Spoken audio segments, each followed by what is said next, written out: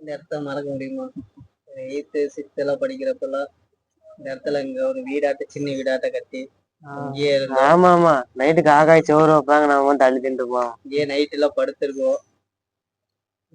இப்படி இந்த காலம் அதெல்லாம் வந்து நீங்க 2 பேரும் ஈஸியா வந்து படுத்துருவீங்க. ஆனா நான் எங்க தாத்தா காசை திருடிட்டு வந்து உங்களுக்கு எல்லாம் ஸ்நாக்ஸ் வாங்கிட்டு வரக்குள்ள நான் பட்டப்பாடு இருக்குது. அந்த கஷ்டம் எல்லாம் எனக்கு தான் தெரியும். அந்த ₹1 சாக்லேட் அதான் சொல்றேன்.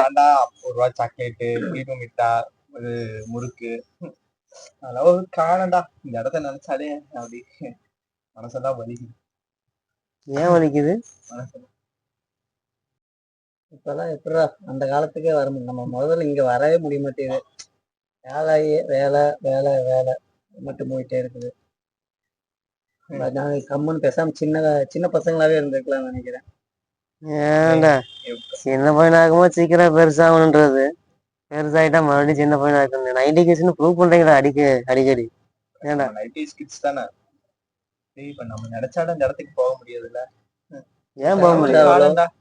டைம் டிராவலோ லூப்போ இருந்தேன்னா பழைய வாழ்க்கைக்கு போயிடலாம். வர்றப்ப ஏதாவது சைனீஸ் படம் இது பார்த்துட்டு வந்தியா? இன்டர்நெட் நாளே பார்த்தேன். சரி சரி சரி, நல்லா காமெடி தான் பண்ற.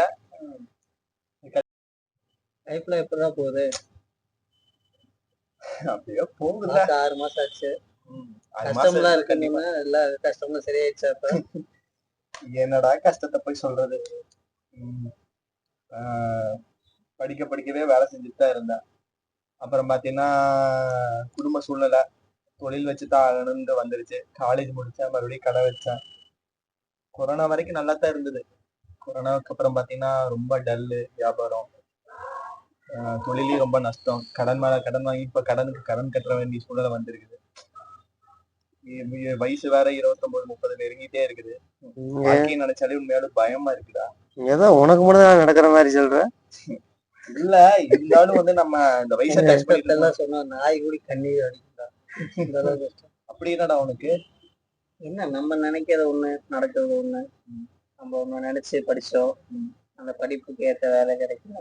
அப்படியே நம்ம கிடைச்ச வேலையை வந்து பிடிச்ச வேலையா மாத்திட்டு வேற வாழ்க்கை ஓட்டிட்டு இருக்கிறேன். உனக்கு நினைச்சிருந்தேன், டீட்டெயிலா ஆக முடியல. அப்புறம் ஒரு வாழ்க்கைக்கு ஒண்ணு அடுத்த கட்டம் மூவ் பண்றதுக்கு என்ன பண்றதுன்னே தெரியல. அப்படியே ஒரு இடத்துல வந்து தேங்கி நின்ன மாதிரி ஆயிடுச்சு. அப்புறம் கனவை விட்டுட்டு வேற பக்கம் போனோம்னா, ஏன் இன்ஜினியரிங் படிச்சுட்டு மாட்டின்னு ஒண்ணு நினைச்சிருந்தேன், டைரக்டர் ஆகணும்னு. இப்போ கவர்மெண்ட் ஜாப் போயிட்டு இருக்கிறான். உனக்கு அது எப்படிதான் இருக்கு கவர்மெண்ட் ஜாப்?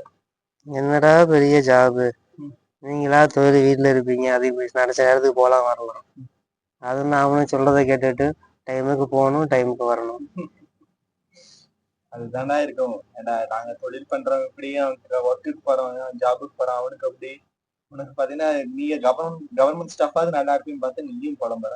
என்னடா கடிவாளம் போடுறாங்கடா ரொம்ப. எல்லாமே வேலை தான்டா. வேலைன்னு போயிட்டா அப்படித்தான் இருக்கும். அது ப்ரோக்ராம் பண்ண மாதிரி. இல்ல யாருக்குதான் நிம்மதி? இப்ப 3 பேரும் பழைய வாழ்க்கையில இருந்தா எப்படி இருக்குன்னு நினைச்சு பார்த்தா அதெல்லாம் ஒரு இதுடா. என்னாலும் வந்து நம்ம காசு பணம் எதுவும் தெரியாம கையில ஒரு 10 ரூபாய்ல இருந்து ஒரு 100 ரூபாய்க்குள்ள இருந்தாலே நம்மளுக்கு அந்த வாழ்க்கை ஒரு நிம்மதியான வாழ்க்கையா இருந்தது. இப்போ காசு மேல காசு சம்பாதிச்சு கடன் கட்ட வேண்டியதா இருக்குது. அது உனக்கு நிம்மதி இல்ல, உனக்கு ஒரே டைம் அட்டென்ஷனா போறேங்கிற. இதெல்லாம் நினைச்சாலே மனசுக்கே ரொம்ப கஷ்டமா இருக்குடா. ஏன்னா சரவணா, நம்ம இந்த நாயகன் பட சிடி வாங்கிட்டு ஒவ்வொருத்தரும் ஒவ்வொரு கனவோட ஒரு இதா ஆகணும்னு ஆசைப்பட்டவன் ஞாபகம் இருக்கா? நான் வந்து அந்த படத்தோட இதெல்லாம் பார்த்துட்டு, லைட்டிங்ஸ் இதெல்லாம் பார்த்துட்டு, மணி சார் இவ்வளவு அழகா இது வச்சிருக்காரு, ஃப்ரேம் வச்சிருக்காரு அப்படின்னு சொல்லிட்டு நான் வந்து கேமராமேன் ஆகணும்னு, நீ வந்து நல்ல எடிட் இருக்குன்னு வந்து எடிட்டர் ஆகணும்னு, இவன் வந்து மணிரத்னம் மாதிரியே படம் எடுக்கணும்னு ஆசைப்பட்டான். அதெல்லாம் ஒரு காலம் இல்ல. அந்த கேசட்டே தேயற அளவுக்கு கூட நான் பார்த்திருப்பேன். அப்படி அந்த படம் பார்த்தேன்டா. எல்லாரும் ஒரு கட்டத்துல எல்லாம் ஏதோ ஒண்ணு பண்ணி ஏதோ ஒண்ணு வேலை செஞ்சுட்டு இருக்கோம்.